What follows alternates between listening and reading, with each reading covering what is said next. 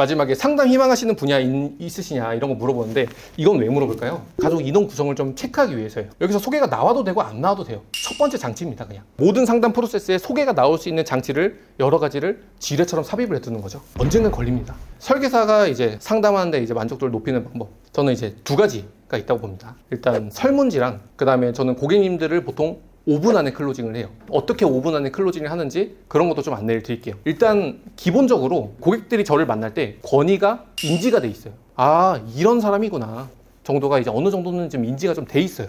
설문지는 그냥 이런 거거든요. 성함이 어떻게 되세요? 그냥 이렇게 적고 보험으로 어떤 혜택을 보셨나요? 이제 이런 거 그냥 가볍게 물어보는 건데, 제가 보험으로 혜택 본 거를 왜 물어볼까요? 첫 번째는 병력입니다. 알리르무. 그 다음에 이제 두 번째는 보험에 대한 긍정적인 경험이 있냐 없냐, 약간 이런 걸 좀 파악하기 위해서요.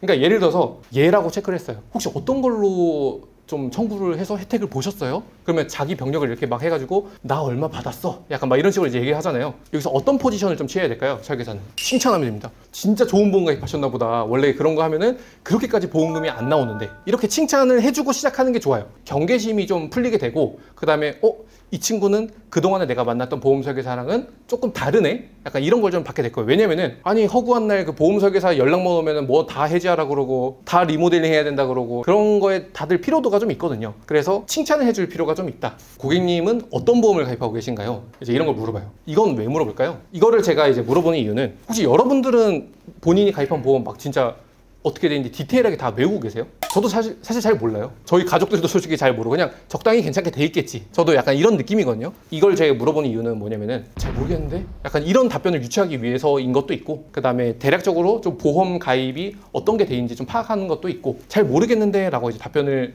많이 해요, 대부분. 아 선생님, 잘 모르시는군요. 그래서 제가 왔습니다. 약간 이런 포지션을 갖는 거죠. 그 다음에 가입하신 경로는 어떻게 되시나요? 이건 왜 물어볼까요? 지인이라고 체크를 해요. 예를 들어서 선생님 지인한테 가입하셨어요? 그러면은 여기서 지인이랑 관계가 좋은지 안 좋은지를 파악하기 위해서 물어보는 거예요. 이 질문을 통해서 오늘 계약 가능성이 나오게 되는 거죠. 와이프가 보험 설계사야. 그럼 쉽지 않잖아요. 그러면은 적당히 경청하고 나와야 됩니다. 그리고 전화로 가입했다. 이건 어떤 상황일까요? 그 전화로 가입하는 사람들은 특징이 있어요. 귀가 얇아요. 그래서 웬만하면은 그렇게 하자고 해요. 그냥 동의를 합니다. 거절도 좀 잘 못하고 약간 그런 특징을 가지고 계신데, 여기다 체크를 하면은 오늘 계약한 겁니다. 그러니까 오늘 계약 여부를 미리 알 수 있는 거예요. 근데 계약을 안 했다. 그럼 내가 약간 문제가 있을 확률이 좀 높습니다. 그 다음에 홈쇼핑으로 가입했다, 인터넷으로 가입했다. 사실 이런 거는 많진 않아요. 둘 중 하나예요, 거의. 인터넷으로 체크한 사람은 저는 본 적이 없어요. 왜냐면은 약간 계산이 빠른 사람들이거든요. 내가 만나자고 하면은 보험 가입시키려고 하겠다 라고 하면서 먼저 도망가 있어요. 그래서 인터넷 체크하는 사람 만나기 어렵습니다.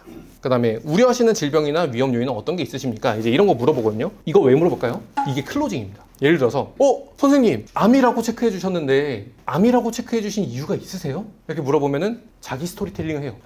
내가 아버지가 폐암에 어쩌고 이렇게 하셔가지고 이제 막 자기 아버지 얘기 갑자기 이제 얘기해요. 그럼 이제 그거 들어주고 그거 이제 좀 들어주고 하다 보면은 그러셨구나. 이 사람은 이제 그런 식으로 좀 말을 한번 뱉었기 때문에 암에 대한 니즈가 이미 오늘 장착이 돼요. 자동으로. 심장질환 체크하면 제가 또 뭐라고 그럴까요? 똑같아요.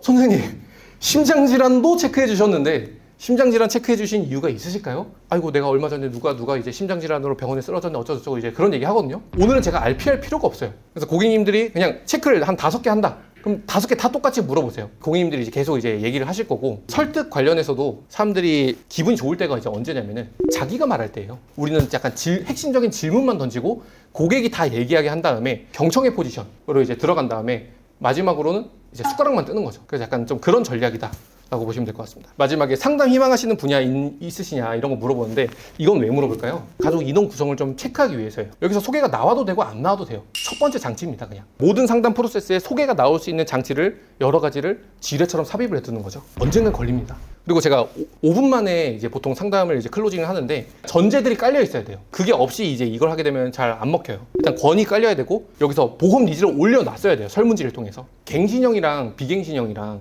이런 거 고객님들한테 어떻게 설명하세요? 설명할 시간이 없어요. 왜냐면은 갱신 어쩌고저쩌고 비갱신 어쩌고저쩌고 이게 좀 설명이 좀 길어지잖아요. 근데 이제 그냥 고객님한테 물어보는 거예요. 고객님 갱신형이 좋으세요? 비갱신형이 좋으세요? 요즘 사람들 사실 대략적으로 알거든요. 이미 알고 있는 거를 또 설명할 필요가 없다라는 얘기죠. 그러니까 고객이 이제 비갱신이라고 그냥 얘기를 하면은 그냥 그거 해주면 되는 거예요. 고객님들 의견에 많이 좀 존중을 좀 해드리는 편이거든요. 논쟁을 하지 않아요, 저는 고객들이랑. 여성들이 제일 많이 걸리는 암이 뭔지 아세요? 이제 이런 식으로 물어보는 거죠. 2020년 기준으로 1위는 유방암입니다. 근데 고객님들이 유방암이라고 해도 맞습니다. 갑상선암이라고 해요. 맞아요. 갑상선암은 두 번째로 제일 많이 걸리는 암이에요. 갑상선암이라고 만약에 이제 하시면 근데 그걸 어떻게 그렇게 잘 아세요? 이제 이런 식으로 좀 한번 치고 들어가는 거예요. 자기 주변에 갑상선암 걸린 사람 1명 정도는 있거든요. 그러면 그런 얘기를 해요. 아, 내가 얼마 전에 지인이 어쩌고저쩌고 갑상선암에 걸려가지고 치료했네 어쩌고저쩌고 이제 그런 식으로 얘기를 해요. 그러면은 제가 여기서 갑상선암 니지연기 할 필요 있나요? 니지연기 할 필요가 없어요. 갑상선암 자기가 약간 걸릴 수도 있다는 게 인지가 돼 있어요. 그러면은 이 정도에서 그냥 넘어갑니다. 약간 머릿속에 갑상선암 그려주는 거죠. 그러면은 갑상선암 걸리면 어떻게 치료하는지 아세요?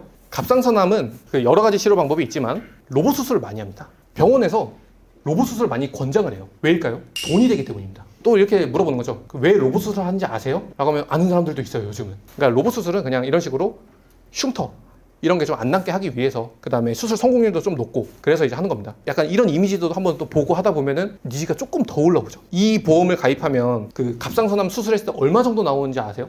2,630만 원입니다.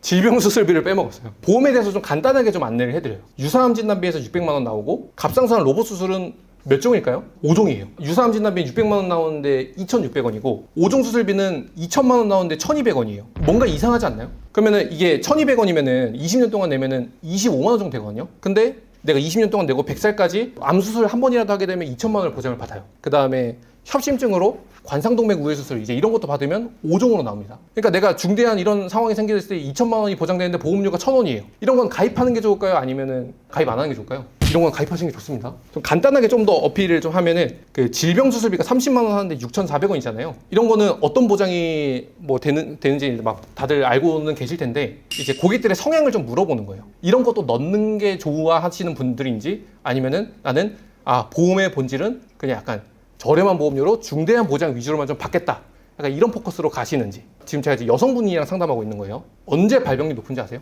자, 40대라고 하셨어요. 그러면은 갑상선암이 분홍색 밑에 까만 거 보이죠? 그럼 40대라고 하시면 지금 갑상선암 발병률이 높은 편인가요? 낮은 편인가요? 연령이 좀 더 올라가잖아요. 그러면 앞으로 발병률이 높아지나요? 낮아지나요? 높은 편이에요, 높은 편. 근데 내가 30대 여성을 상담한다, 예를 들어서. 그러면 똑같이 질문하는 거죠. 앞으로 발병률이 높아지실 것 같냐, 낮아질 것 같냐. 이런 것들을 이제 고객들이 답변을 하게 해요. 자기가 다 대답을 하잖아요. 갑상선 발병률이 높아요, 약간 이렇게 얘기하는데 클로징이 한 단계씩 되고 있는 거죠. 예, 사소한 질문 하나에. 이 갑상선암 같은 경우에는 그 초록색이 암 수술이거든요. 이게 대한민국에서 가장 많이 하는 수술, 약간 그런 건데, 갑상선암은 두 번째로 가장 높습니다. 유방이 그 다음으로 좀 높고요. 그리고 제가 보상 사례, 이분은 이제 2022년 3월 20일에 저한테 암보험을 가입하셨습니다. 가입하자마자 건강검진을 받으셨어요. 갑상선암 진단을 받으셨는데 보험금이 나왔을까요, 안 나왔을까요? 나왔습니다. 유사암은 면책기간이 없습니다. 이분이 이제 5천만 원을 가입을 하셨는데 이렇게 반만 나왔습니다. 좋을 때 가입했죠. 그래서 요즘은 이렇게 똑같이 설계를 못 하잖아요. 그래서 5종을 넣어야 돼요. 2천만 원으로 한 30대 여성 하면은 한 천 얼마 되거든요.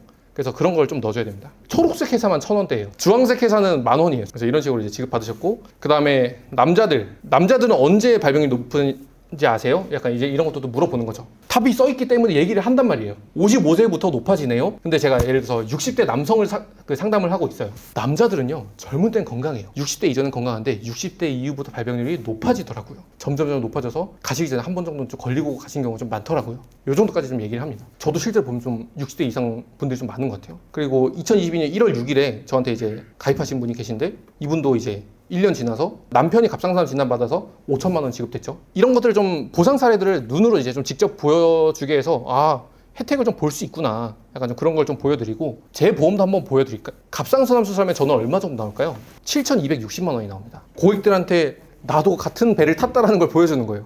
나도 이런 거 위주로만 가입한다. 예.